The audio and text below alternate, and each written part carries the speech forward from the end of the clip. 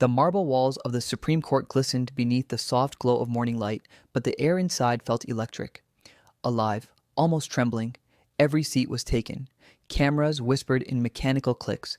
Reporters shifted in anxious silence. And somewhere, beneath it all, a heartbeat seemed to echo through the floor. The nation was watching. The nation was waiting. Then she rose. Jasmine Crockett, measured, composed, eyes steady as stone. The rustle of her papers was the only sound that dared move. Chief Justice John Roberts tilted his head slightly, his expression unreadable, the faintest trace of confidence resting at the edge of his lips. Around them, the silence deepened, like the breath before a storm. When she spoke, it wasn't loud. It didn't need to be. Her voice cut through the air with precision, every syllable sharp enough to draw blood. With all due respect, Justice Roberts, she said, dignity isn't partisan. The room froze. For a moment, it was as if language itself had stopped working. A journalist's pen fell, clicking against the tile. Someone exhaled too loudly. A camera shutter fluttered like a gasp. Roberts blinked once. The faint smirk disappeared. Across the chamber, his clerks exchanged uncertain glances. The audience, rows of lawmakers, reporters, and legal scholars, looked caught between disbelief and awe. It wasn't just a statement. It was a rupture, a line that sliced through the marble calm of power and said what millions outside the chamber had been shouting for years but never imagined hearing in this room. A reporter leaned toward her colleague and whispered, "Did she really just say that?" But the words barely carried. They didn't need to. The look on Robert's face said it all. Shock, pride, something unspoken struggling to hold. The silence that followed became heavier, more meaningful than any verdict. It wasn't the silence of order. It was the silence of revelation. And in that stillness, you could feel it, the sense that something historic had just happened. Not a scandal, not a soundbite, but a shift. A reckoning cloaked in grace, because sometimes one sentence can redraw the lines of power, but the story behind that one sentence began long before the cameras rolled. Weeks before the hearing, Washington was restless. Headlines bled with accusations. Pundits filled the air with noise, and the word accountability had started to sound almost mythical. A series of judicial controversies had cracked the marble facade of trust. Donations, conflicts of interest, secret meetings, each new revelation left the public a little more cynical, a little more certain that justice had become a privilege. Chief Justice John Roberts, the nation's quiet guardian of judicial dignity, found himself at the center of the storm. His silence, once a symbol of restraint, now sounded like complicity. Every op-ed seemed to ask the same question. At what point does neutrality become neglect? For years, his calm detachment had been mistaken for balance, but now it looked like distance, even indifference. Inside the Supreme Court's chambers, aides whispered about optics. In newsrooms, editors sharpened their headlines. The court under fire. On late-night television, the laughter carried an edge of resentment. Yet Roberts remained composed, eyes steady behind his glasses, clinging to a belief that the institution would weather any storm if only he stayed silent long enough. But silence has a way of echoing louder than words. Across the city, in a modest congressional office decorated with stacks of case files and protest art, Jasmine Crockett was studying. Not the headlines, not the spin, but the transcripts, the laws, the history that so many had learned to overlook. She wasn't invited to this hearing to perform. She was summoned to participate, to question, to hold the powerful accountable. But to her, it was something more, a chance to speak for those who never got to enter these rooms. Every night, she replayed the stories of her constituents. The single mother denied justice, the student told to wait his turn, the workers silenced by systems that promised fairness and delivered hierarchy. To them, the Supreme Court wasn't sacred, it was distant. And to Crockett, that distance was dangerous. Her team warned her to tread carefully. "You're walking into a temple," one aide said. She smiled faintly. "Then it's time someone lit a candle." As the hearing approached, tension pulsed through every corridor of Capitol Hill. Journalists speculated about what might unfold. Anonymous sources teased a high-stakes confrontation. Commentators called it a test, not of law, but of courage. On social media, threads of anticipation wove into a digital hum. Would anyone dare speak the truth in front of John Roberts himself? In private, Roberts prepared too. He had seen this kind of challenge before. Fiery lawmakers seeking headlines, critics mistaking passion for insight, but something about Crockett's presence unsettled him. Her record, her poise, her fearlessness, It all felt different. She didn't grandstand, she dissected, and she had nothing to lose. Outside, America seemed to hold its breath. Protesters gathered at the steps of the court, their chants echoing against stone. "No one above the law," they cried, voices rising into the chill of early spring. Inside, invitations went out, cameras were assigned, and every network promised live coverage. Beneath the grandeur, though, the tension was deeply human, a battle between image and integrity. Roberts sought to preserve the sanctity of the court. Crockett sought to remind it what sanctity truly meant. Both carried their truths like shields, certain that theirs was the one that mattered. The stage was set, not for chaos, but for clarity. A collision between calm authority and unflinching honesty, between the institution and the insurgent, between silence and speech. And as the date approached, whispers spread that one voice might finally say what millions were thinking. For nearly 2 decades, John Roberts had been the picture of composure, an emblem of the old guard, the final word in a room where words carried the weight of history. His rise to Chief Justice had once been framed as a triumph of moderation, intellect, and restraint. He was, to his admirers, the steady hand on a trembling scale. To his critics, he was the marble mask of an institution built to outlast outrage. He had mastered the art of silence, speaking little, implying much. In an era where every headline screamed for attention, his calm became his armor. When tempers flared, he withdrew into neutrality.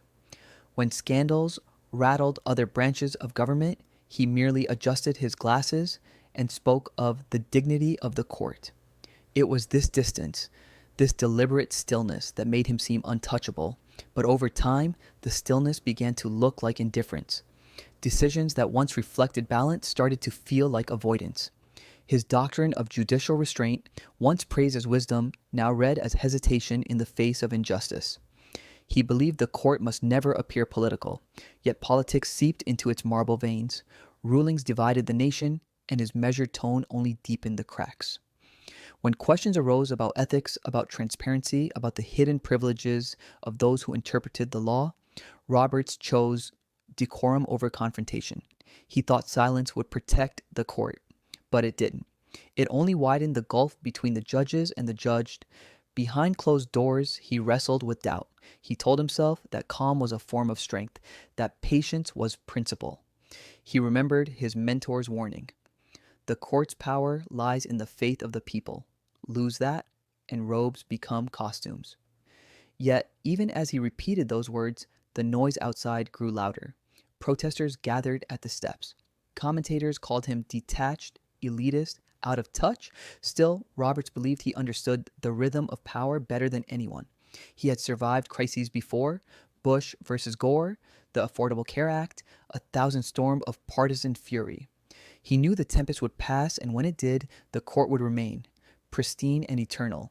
He believed this as a priest believes in ritual, but faith can harden into arrogance. As the controversies mounted, he began to view critics as threats to stability rather than seekers of truth. When reporters demanded answers, he offered platitudes about tradition and separation of powers. When lawmakers suggested reform, he bristled. The judiciary must never bow to the legislature, he told a confidant. It wasn't defiance, it was pride disguised as principle. Each headline chipped away at his composure, yet he doubled down, believing that time and silence would vindicate him. He dismissed the viral anger as noise, convinced that no one inside those hallowed halls would dare break the decorum he had built brick by brick. His staff noticed the shift, the clipped tone, the curt replies, the tightening of control. The Chief Justice, who once invited debate, now recoiled from it.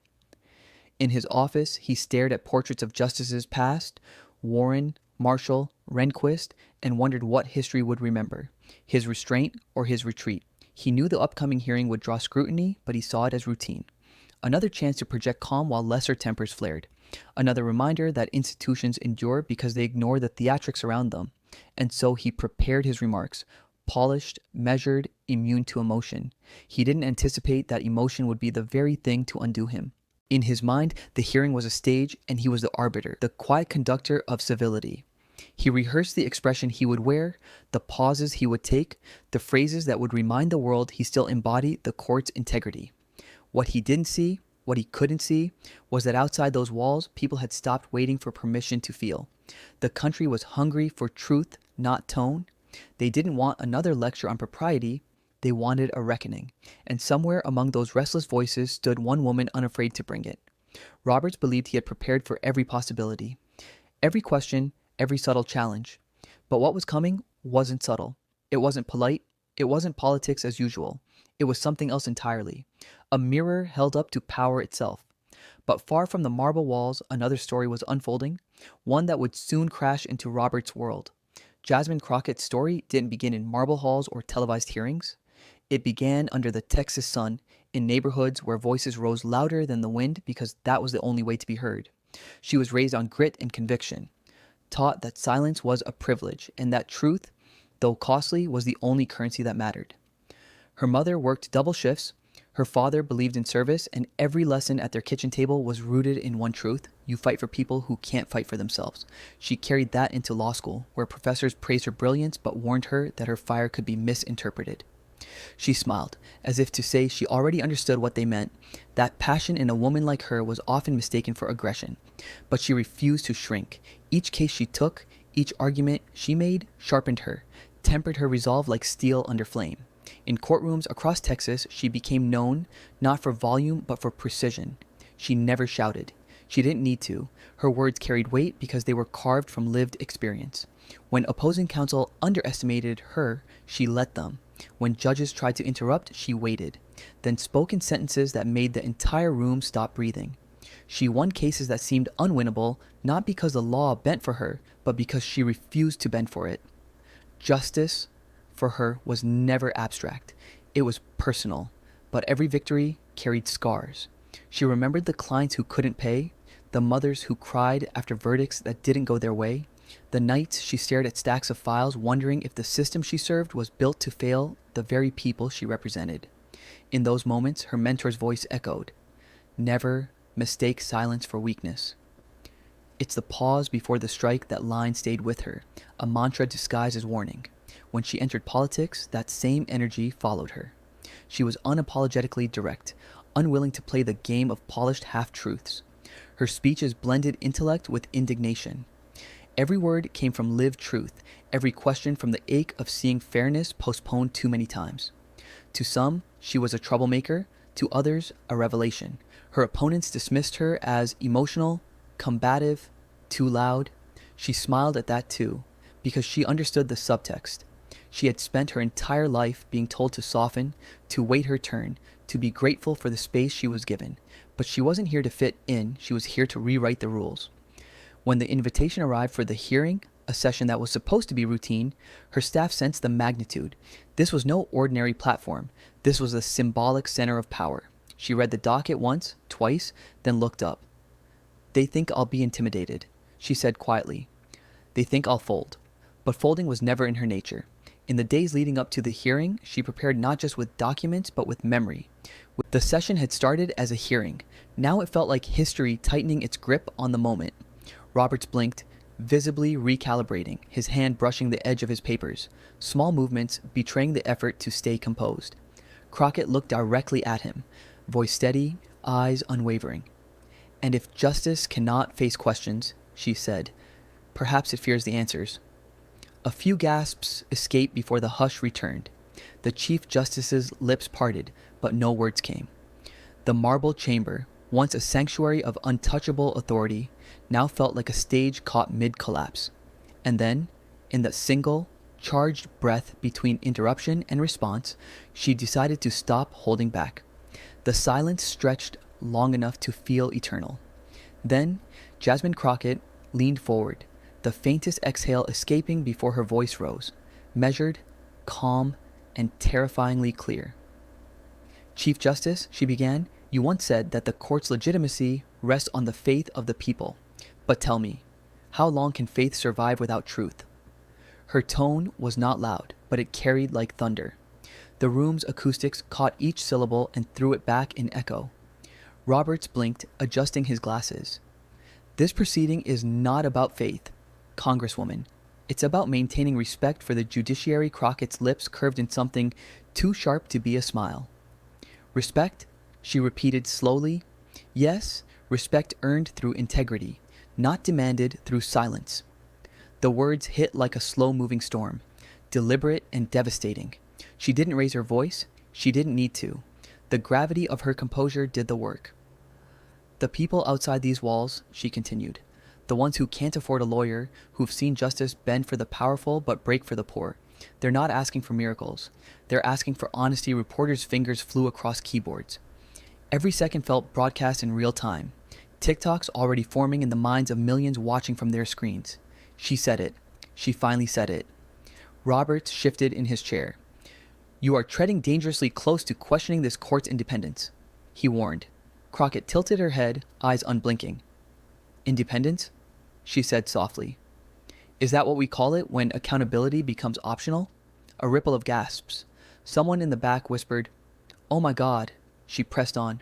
For years, we've been told the court must remain above politics. And yet, its silence has become political. Its neutrality, selective. When conflicts of interest appear, we're told decorum forbids discussion. But decorum without integrity is theater, not justice. The room felt smaller now, the walls drawing closer. Robert's voice grew tight. You are grandstanding, Congresswoman. Crockett's tone didn't waver. Grandstanding would mean this is performance. But this, she tapped the table lightly, is testimony. He hesitated. The cameras caught it. The flicker, the faint shift from control to discomfort. Let's speak plainly, she said. A justice vacations on a billionaire's yacht. Another refuses to recuse from cases that affect their donors. And what do we hear? Nothing. No reprimand, no reform, no acknowledgement. Just the same old promise. Trust us. Her voice softened, but the softness was deadly. Trust isn't eternal, Chief Justice. It's earned. And right now, the people are asking, who does the court serve? Roberts drew a sharp breath. You are out of line. Crockett didn't blink. No, sir. The line moved. You just didn't notice. The chamber gasped. The words cut through the marble, quiet like lightning splitting a storm cloud. A young reporter in the second row whispered, This is history. Crockett continued, her tone unwavering. We teach our children that no one is above the law. That truth matters. That justice is blind. But what they see now is blindness by choice, a system that shields power while preaching virtue. You call it restraint. We call it betrayal. Roberts opened his mouth to speak, but she spoke first. Faster, surer. Every citizen who believed in this court deserves better than polite silence. They deserve courage. They deserve accountability. And if saying that aloud is seen as defiance, then perhaps the real problem isn't my tone. It's the truth itself. Her voice grew quieter, but the quiet demanded attention. You see, dignity isn't partisan, she said. Integrity doesn't belong to one ideology. It's the oxygen of democracy. And when those entrusted with power start choking it, the rest of us have a duty to speak, to challenge, to remind them that robes don't make gods. The audience sat frozen. A few heads turned toward Roberts, his composure intact, but his silence screaming. Crockett's gaze held him. If justice fears the truth, she said, each word a blade of calm fury, then justice itself is on trial. The sentence hung in the air like a gavel frozen mid-swing. For one breathless instant, no sound existed, no cameras, no murmurs, just the pulse of something seismic and uncontainable. Then came the gasp, the shuffle, the sudden eruption outside the chamber. Applause, cheers, the roar of a public that had been waiting to exhale. Inside, Robert sat motionless, his authority stripped of its invincibility. The marble around him no longer echoed power. It echoed reckoning. Crockett gathered her notes with unhurried grace. The cameras caught her expression, neither triumphant nor angry, just certain. And when she rose from her seat, the silence that followed wasn't awkward. It was awe, because the world had just heard something it hadn't in years. Not noise, not scandal, not politics, but truth. And what happened after that moment, no one was prepared for. It began like a spark, a single clip on social media. Jasmine Crockett's words, captured in a 10-second video, spreading faster than the court could draft its press release. If justice fears the truth, then justice itself is on trial. Those 13 words lit up every feed, every timeline, every news cycle. Within an hour, hashtag Crockett moment trended worldwide. Cable networks broke from their regular programming. A CNN anchor blinked at the teleprompter and muttered, "We haven't seen a moment like this since," but never finished the sentence. Fox called it a political ambush. MSNBC called it a reckoning. Twitter, no, X, called it justice finally speaking without permission. TikTok edits exploded. Slow motion cuts of Crockett's calm face as Roberts froze, underscored by cinematic scores and captions like, "She said what we've all been thinking." On Reddit, a post titled, "The Day Truth Entered the Courtroom" gained hundreds of thousands of upvotes. Memes flooded in, some funny, others reverent, the internet's way of canonizing a new folk hero. But it wasn't just online. Outside the Supreme Court, crowds gathered with cardboard signs that read, "Accountability isn't radical and dignity over deference." Cable trucks lined the street. Interviews rolled in. Veterans, teachers, mothers, immigrants, all saying the same thing in different words. "She spoke for us." One viral tweet summed up the national mood. For the first time, the silence in power looked uncomfortable. That's what courage does. Inside the judicial world, however, the shock ran deeper.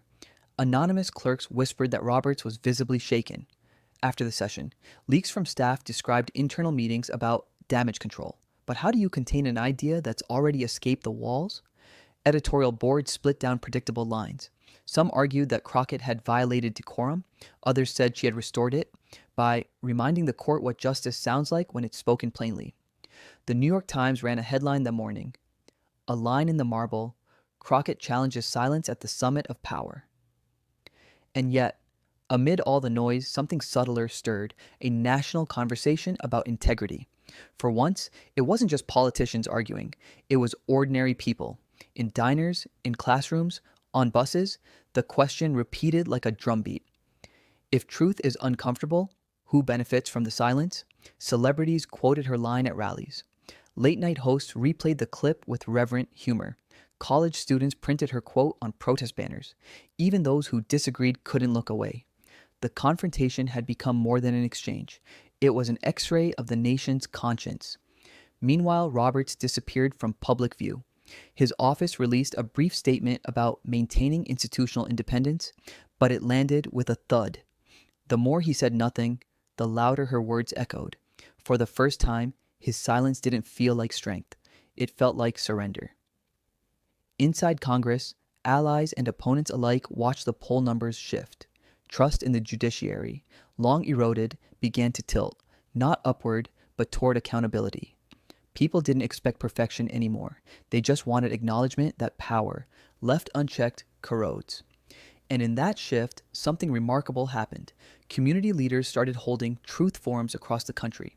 Town halls filled not with anger, but clarity. Crockett herself didn't comment. Her team declined interviews, but her absence only deepened the myth, because this wasn't about one politician versus one justice anymore. It had become a cultural mirror. The villain was no longer a man in robes. It was complacency itself. By week's end, a commentator said it best. History doesn't always announce its turning points. Sometimes it just whispers them through one brave voice, and the world decides to listen. And as the noise began to fade, what lingered wasn't outrage. It was conviction. Because something in America had shifted. Not everything. Not yet. But enough to remind millions that truth, once spoken without fear, never really goes quiet. But beyond the noise, something deeper had changed. Days later, the chaos subsided, but the echoes remained. Reporters still camped outside Jasmine Crockett's office, cameras angled toward the glass doors, waiting for a comment. When she finally appeared, there was no entourage, no prepared podium. Just her. Calm, composed, unhurried. The noise fell away as she began to speak. "This was never about me," she said. "It was about all of us. The people who still believe that accountability isn't an attack, that truth isn't treason, that integrity isn't optional." Her tone wasn't fiery now. It was steady, almost serene. After the storm, she was the eye. Clarity surrounded by chaos. She didn't gloat. She didn't scold. She simply reflected. "We can't demand justice from institutions we refuse to question," she continued. "We can't call for courage while rewarding silence." The cameras clicked, but even through the flashbulbs, something in the air felt different. This wasn't a press conference, it was a recalibration. Crockett spoke about growing up watching her parents work until their hands hurt, about teachers who told her she was too ambitious, too direct, about the first time she saw a courtroom and thought, this is where truth should feel safe. Then she looked straight into the cameras and said, but lately, truth looks lonely in those rooms, and that's what we have to fix. There was no applause. Not because the crowd disagreed, but because they were too moved to make sound. Commentators later said she had transformed from a disruptor into a voice of conscience. But Crockett didn't care about titles. Courage, she said quietly, isn't what you show in front of cameras. It's what you refuse to abandon when no one's watching. Her words rippled beyond Washington. In classrooms, teachers replayed the clip to spark discussions on ethics. In barbershops and cafes, people talked about justice like it was personal again. On factory floors and in family kitchens, ordinary Americans repeated her lines as if reclaiming ownership of democracy itself. The courtroom moment had turned into something bigger, a moral checkpoint. And in that reflection, the contrast sharpened. Robert's silence had once symbolized order. Now, it symbolized avoidance. Crockett's defiance had once been branded improper. Now, it felt like patriotism. The hero and the villain framing had collapsed into something more profound. A truth larger than both of them. It wasn't about victory. It was about vision. About choosing integrity over comfort, courage over caution, humanity over hierarchy. She ended her statement with a breath that almost sounded like relief. If power forgets who it serves, she said, then it's up to us, the people, to remind it. The reporters shouted questions as she turned away, but she didn't answer. She didn't need to. The silence that followed wasn't emptiness. It was reverence. Outside, the sky over the Capitol glowed gold in the late afternoon light. A small group of young activists stood near the steps holding handmade signs that read, "Truth still matters." The camera panned up, catching the reflection of that phrase in the building's marble windows. Fragile, yet unbroken. And maybe that's the lesson history keeps trying to teach us. John Roberts was stunned. Yes, but the silence that followed wasn't defeat. It was America, for the first time in a long time, listening. That day in the Supreme Court will be remembered not for who held the gavel, but for who dared to speak when silence was the safer choice. Jasmine Crockett didn't just challenge a justice, she challenged a culture that confuses restraint with righteousness, that mistakes privilege for wisdom, that calls truth divisive when it threatens comfort. Her words didn't end in that marble room, they began there. They spilled into homes, schools, sidewalks, into every corner where people have ever felt unseen or unheard. Because that's what truth does. It multiplies. And in that moment, one truth became undeniable. Courage is contagious. Robert's stillness that day symbolized an era fading. An era when power could rely on prestige to protect it. But Crockett's calm defiance marked something new. A generation unwilling to apologize for expecting accountability. Because dignity, she proved, is louder than arrogance. So if this story moved you, don't just scroll past it. Be part of what it represents. Speak up. Stand firm. Share this moment with someone who's forgotten that truth still matters. Because this isn't just her story, it's ours. Every generation faces its reckoning, and this one, ours, is about integrity. About remembering that justice only works when people refuse to stay silent. So if you felt something when you heard her words, don't let it fade. Carry it. Pass it on. Let it remind you that courage doesn't belong to the powerful. It belongs to anyone brave enough to use their voice. Subscribe, share, speak. Because silence builds walls, but truth builds nations.